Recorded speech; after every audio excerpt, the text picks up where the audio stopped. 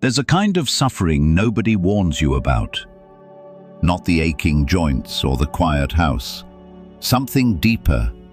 It's waking up and wondering, does anyone still need me? It's lying awake replaying a wound from 20 years ago. It's worrying about a world you can no longer control. It's telling yourself, I'll find peace soon, while soon never arrives. If you've crossed 60, you may know exactly what this feels like. The Buddha saw this suffering clearly. He gave it names, mapped its roots, and left behind a path through it, not around it. Today we're going to walk that path together, because peace in later life is not a luxury, it's your birthright, and it begins right here. Part 1, the first burden. Māna, the invisible chain of needing to matter. Buddhist teaching on ego, significance, and letting go of who I was. Let's begin with a burden that hides in plain sight, so familiar, so deeply woven into who we think we are, that most people never even question it. The Buddha called it Māna.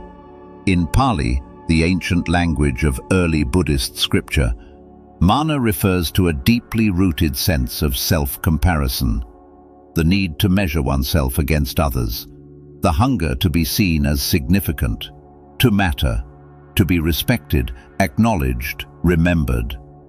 For most of our working lives, Māna wasn't just acceptable, it was useful. It drove us to achieve, to lead, to build, to provide. But here is the quiet truth that Buddhism asks us to sit with. What once carried you forward can, in a different season of life, become the very thing that holds you back. There was once a man in ancient China who had served as a minister to the emperor for 30 years. He was known throughout the kingdom, respected, feared, admired. When he walked into a room, people stood.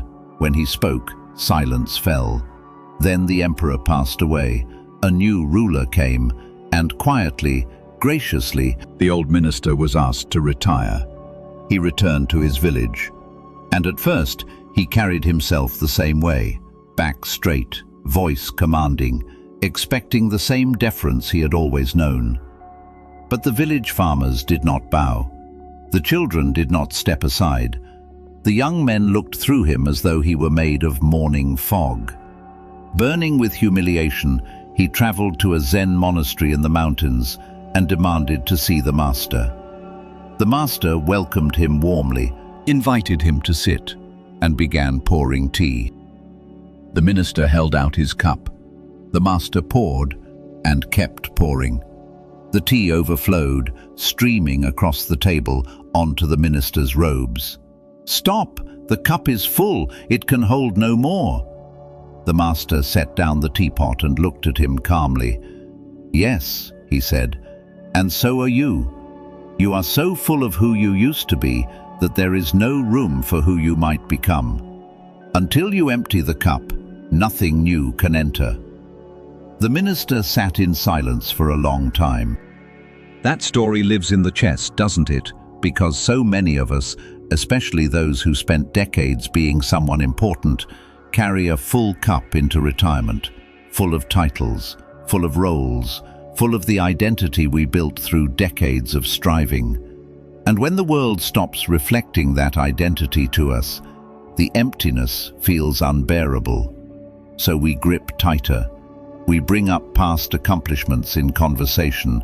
We feel invisible at family gatherings. We bristle when younger people don't ask for our opinion.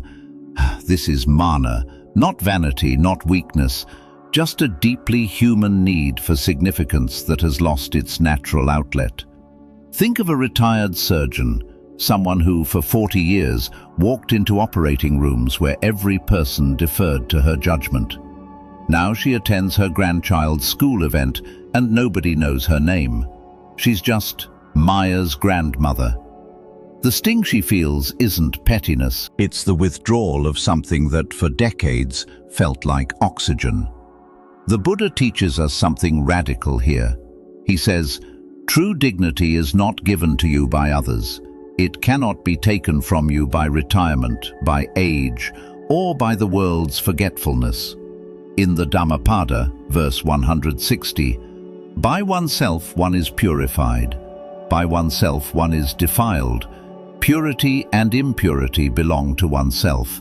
No one can purify another. Your worth is not a trophy that others hand you. It was never outside of you. The practice is this. Begin noticing when Māna rises, when you feel the sting of being overlooked, when you feel the pull to remind someone of what you've accomplished. Don't judge it, just notice it, and gently ask, can I be at peace right now, exactly as I am, with no one watching? That question, asked honestly and often, is a doorway to a dignity that age cannot erode. Part 2. The second burden, the tongue that returns to the sore tooth. Buddhist path to forgiveness. Releasing old wounds and healing the ruminating mind. Now we come to a burden that may be the most painful of all. You know the feeling, late at night when the house is quiet, or early in the morning before the world wakes up. And there it is, that memory, that person, that moment when you were wronged, dismissed, betrayed, or abandoned. You've thought about it 1,000 times, maybe 10,000. You've rehearsed what you should have said, relived what they did. And every time, the pain is just as fresh as the first day. The Buddha described the wandering, wound-obsessed mind with a simple and unforgettable image. It is, he said, like a tongue returning to a sore tooth. You know the tooth hurts. You know pressing it will cause pain. And yet, again and again, the tongue goes back. Because the mind believes, somewhere beneath logic, that if it just keeps examining the wound, it will finally find a way to make the pain make sense. But it never does. There was an elderly monk who had lived in a forest monastery for decades. He was known for his tranquility, the kind of stillness that made visitors feel calmer just by sitting near him. One day, a younger monk came to him in distress. "Master, I cannot find peace. 20 years ago, my brother stole our family's land and drove our mother into poverty. She passed away broken-hearted. I have tried to forgive him, but every time I sit in meditation, his face appears. Every time I feel peace, the anger comes back like floodwater." The old monk said nothing. He simply walked to the riverbank and picked up a large, smooth stone. "Hold this," he said, placing it in the young monk's hands. The younger monk held it. They walked together through the monastery gardens for an hour, then another. The stone, which had seemed manageable at first, grew heavier with every step. Finally, the young monk's arms trembled. "I cannot hold this any longer." The old monk nodded gently. "Then set it down." "But what about my brother? What about what he did? What about my mother?" "The stone," said the old monk, "does not know you are holding it. It does not suffer. It does not care. Only you suffer. Only your arms ache. Setting it down does not say that what he did was right. It says only that you are done carrying his weight inside your body." There is a fundamental misunderstanding that keeps so many people locked in old pain. They believe that forgiving someone means excusing what was done, that releasing the anger is a kind of betrayal of themselves, of those they loved, of justice itself. But the Buddha's teaching on forgiveness has nothing to do with the other person. Forgiveness in Buddhist wisdom is an act of self-liberation. It is recognizing that the past cannot be changed, not by grief, not by anger, not by how many times you replay the scene, and that every moment you spend inside that old story is a moment stolen from the only time you actually have, right now. In the Uddana, the Buddha says, holding on to anger is like grasping a hot coal with the intent of throwing it at someone else. You are the one who gets burned. This is not poetry. it is neuroscience. Studies on aging show that chronic rumination, repeatedly revisiting painful memories, is directly linked to increased depression, weakened immune function, and accelerated cognitive decline in older adults. The mind that cannot forgive does not punish the offender, it punishes itself. Consider an elderly woman, let's call her Rose, who has not spoken to her daughter in 8 years over a dispute about inheritance after her husband passed. She is right, her daughter was unfair, and yet Rose wakes every morning with a tight chest. She cannot enjoy her grandchildren without the shadow of estrangement. The rightness of her grievance does not protect her from the cost of carrying it. The practice is not to force false forgiveness. It is gentler than that. Start by asking, what is this anger protecting me from feeling? Often beneath rage is grief. Beneath grievance is love that was hurt. Sit with that grief, breathe with it, let it be what it is. Not a reason to keep suffering, but a wound that with patience and compassion can slowly heal. And then, when you are ready, try this simple practice the Buddha gave. May I be free from suffering. May they be free from suffering. May all beings be free from suffering. Not because they deserve it, because you do. Part 3. The third burden. Worry as a way of living. Buddhist wisdom on impermanence, anxiety, and finding calm in an uncertain world. Here is a question worth sitting with. How much of your mental and emotional energy each day goes to worrying about things you cannot control? For many older adults, the answer is almost all of it. The news cycle, the state of the world, a child's troubled marriage, a grandchild's choices, rising prices, declining health. The feeling that everything is fragile and falling and beyond reach. This kind of worry is not a simple concern. It is a full-time occupation, exhausting, relentless, and cruel in its futility. And the Buddha understood it completely. There is a well-known teaching story about a student who came to a Zen master during a season of great storms. The rains had been fierce for weeks, rivers flooded, crops were damaged, people throughout the village were anxious and desperate. "Master," the student said, "how do you remain so calm? Don't you worry about what will happen, about how bad it might become?" The master led the student outside and pointed to an ancient pine tree at the edge of the monastery. Its branches were whipping violently in the wind. Some smaller branches had broken and fallen, and yet the tree itself, its great trunk, its deep roots, stood unmoved. "Watch the tree," the master said. "It does not argue with the storm. It does not refuse to bend, but neither does it uproot itself and run. It bends where bending is possible. It holds firm where holding is necessary. And when the storm passes, and it always passes, it is still standing." The tree does not ask, "What if the storm never ends?"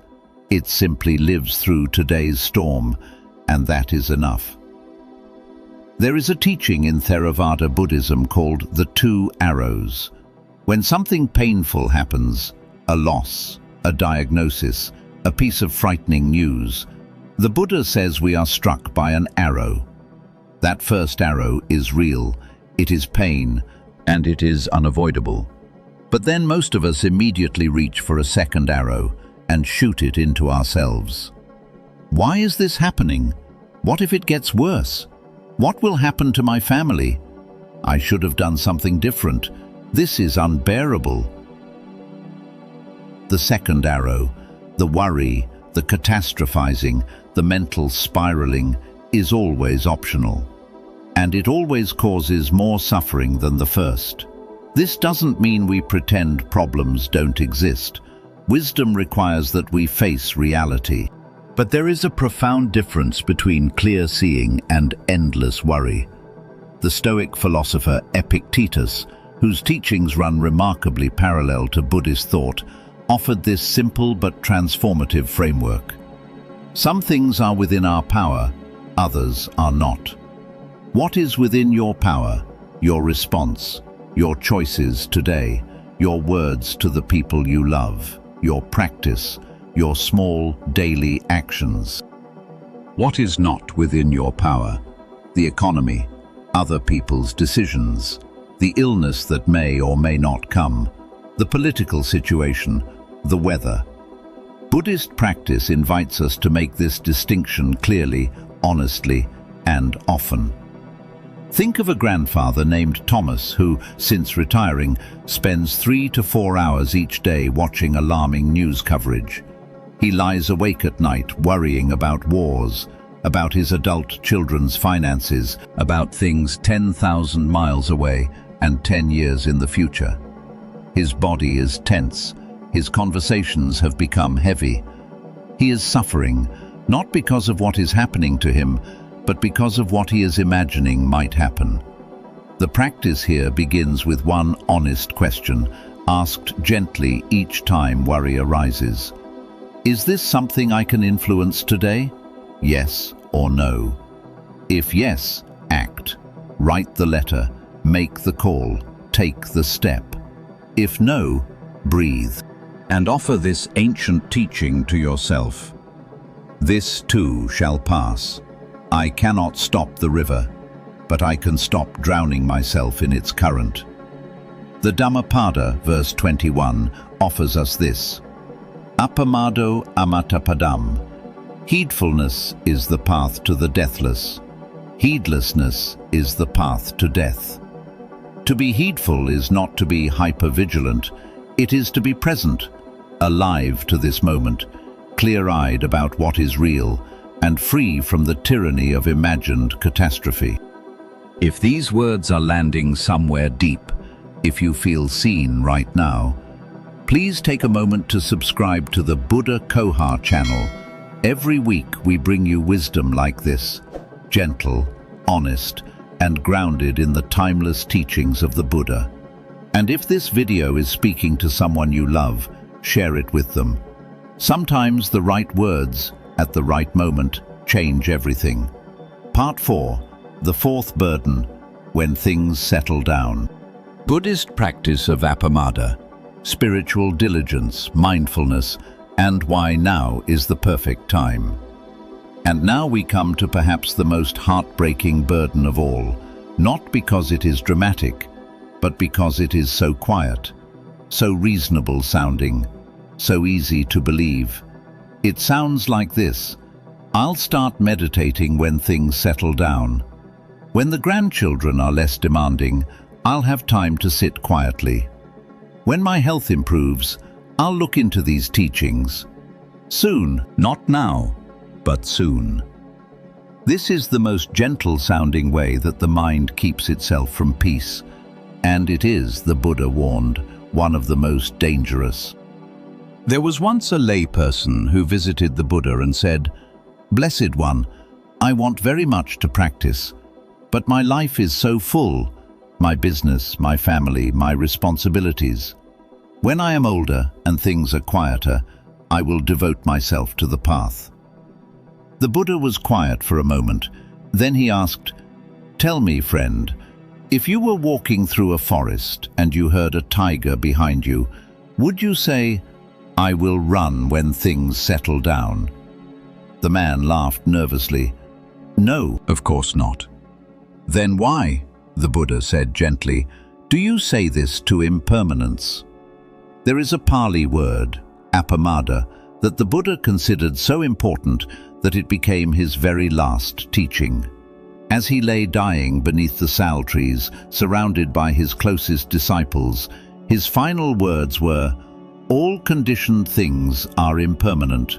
Work out your salvation with diligence, not with anxiety, not with urgency born of fear, but with diligence, consistent, tender, faithful attention to this one life you have been given." Appamada is often translated as non-negligence or heedfulness.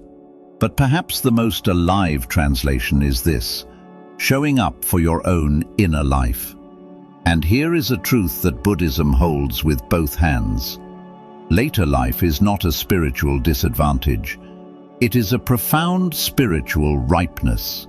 When the driven years are behind you, when the noise of ambition has quieted, when the children are raised and the career is complete, there is a spaciousness available that was never accessible before.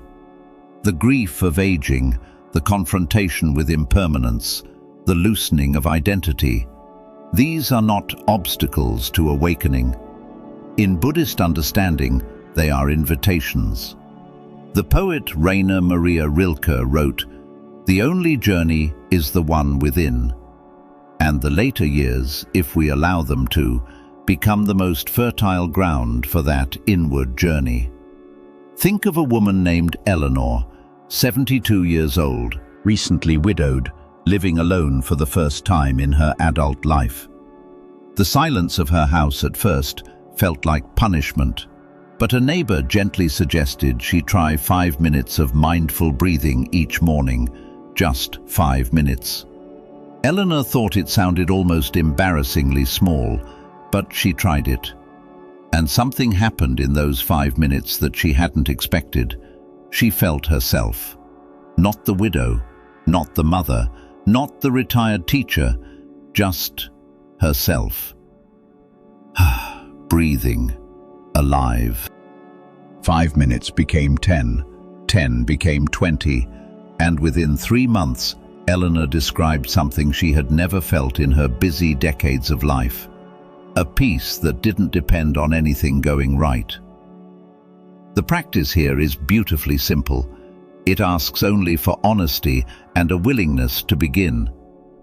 Tonight, before you sleep, or tomorrow morning before the day claims you, try this. Sit somewhere comfortable, close your eyes, place one hand on your heart. Take 5 slow breaths. With each breath in, say silently, "I am here." With each breath out, say, "This is enough." That is it. 5 breaths, 2 sentences, and in that small, consistent practice, something ancient and wise begins to wake up.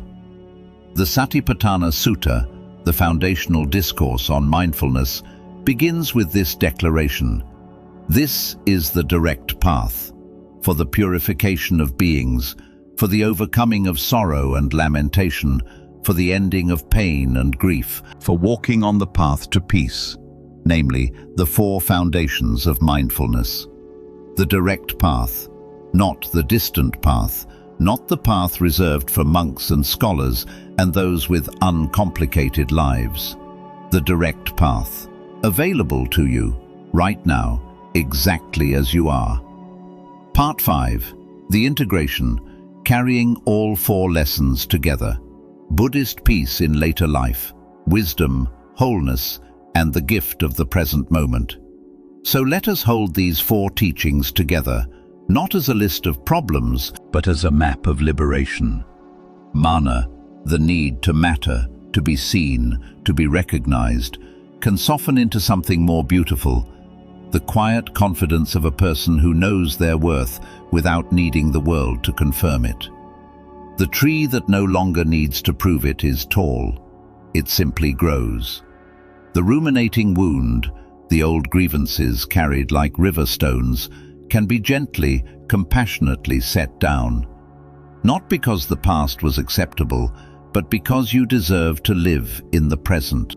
And the present is the only place healing ever happens. The anxious future, the sleepless worry about what cannot be controlled, can give way to the profound, grounding peace of what the Zen tradition calls just this breath, just this cup of tea, just this ordinary, irreplaceable moment. And the postponed inner life, the wisdom waiting patiently behind the phrase, "when things settle down," can be welcomed home today. Not someday, today, with 5 minutes, with 1 breath, with the simple, revolutionary decision to begin. There is a saying that has been passed through Buddhist communities for generations. The best time to plant a tree was 20 years ago. The second best time is now. You may be 60, 70, 80. You may be carrying decades of Māna and grief and worry and spiritual delay. It does not matter. The present moment does not care about any of that. It only asks, are you here? And if you are breathing, if you are listening, if something in these words has touched something true inside you, then you are already on the path. Not arriving at peace someday, already in it, just beginning to notice. In a small village in the mountains, there lived an old farmer named Ketu. He had worked the same rice fields for 50 years. His wife had passed. His children had moved to the city. He was 81 years old, and for the first time in his long life, he was completely alone. One morning, he was sitting by the small pond at the edge of his land when he noticed something he had never paid attention to before. A lotus flower, blooming white and perfect in the middle of dark, muddy water. He had walked past this pond 10,000 times. He had never really seen it. He sat down in the mud beside the pond and simply looked at the flower for a long time. And something in him, some old contracted fist that had been holding tight for decades, began slowly to open. He thought of his wife, and instead of pain he felt gratitude. He thought of his children, and instead of longing he felt love. Simple, unconditional, needing nothing back. He thought of his own life, all the striving, the hardship, the joy he had forgotten to notice, and for the first time he did not wish it had been different. An old man sitting in the mud is looking at a lotus flower. Free. The lotus in Buddhist tradition is the symbol of awakening precisely because it rises from muddy water. It does not need a perfect, clean environment to bloom. It blooms because of the depth from which it rises. Your life, with all its grief, its failures, its unfinished business, its long and complicated story, is the mud from which wisdom blooms. You do not need to fix everything first. You do not need to have resolved the old wounds or quieted all the worry. You do not need to have been more disciplined, more spiritual, more anything. You only need to be here, present, willing. As the Buddha taught in the Majjhima Nikaya, you yourself must strive. The Buddhas only point the way. The finger is pointing, the path is open, and you, at whatever age, in whatever season of life, are exactly where you need to be to take the next step. Part 6. Closing. Come home to this moment. Buddhist meditation for peace, healing, and wisdom in the later years. Before we close today, let's sit together for just a moment. Wherever you are, whatever you are carrying, place your hands gently on your knees or your lap. Take one breath in, slow, deep, as if breathing in all the wisdom of this teaching, and breathe out, slowly, as if releasing, just for now, just a small fraction of the weight you've been carrying. You are not invisible. You are not forgotten. You are not too old, too broken, or too late. You are a being of profound depth and dignity. And the peace you are looking for is not somewhere out there, waiting for life to get easier or for the world to change. It is here, in this breath, in this moment, in the simple, courageous act of paying attention to your own inner life. The 4 burdens are not your identity, they are old habits of mind, and old habits, met with compassion and wisdom, can change. The Buddha spent 45 years walking from village to village, sitting with farmers and kings, with grieving mothers and anxious elders, offering the same essential message in 1,000 different forms. There is a way through. The path exists, and it begins where you are. If something in today's teaching touched your heart, Please subscribe to the Buddha Coha channel. Every week, we explore the timeless wisdom of the Buddha and make it alive, practical, and healing for real, modern lives, including yours. Leave a comment below and tell us, which of these 4 burdens do you carry most often? Your words may be exactly what someone else needs to read today. Share this video with a parent, a grandparent, or a friend who is quietly struggling. Sometimes wisdom travels best through the hands of someone who cares. And until we meet again, be gentle with yourself, walk slowly, breathe often, and remember, the present moment is always open. The door has never been closed. Namo Buddhaya.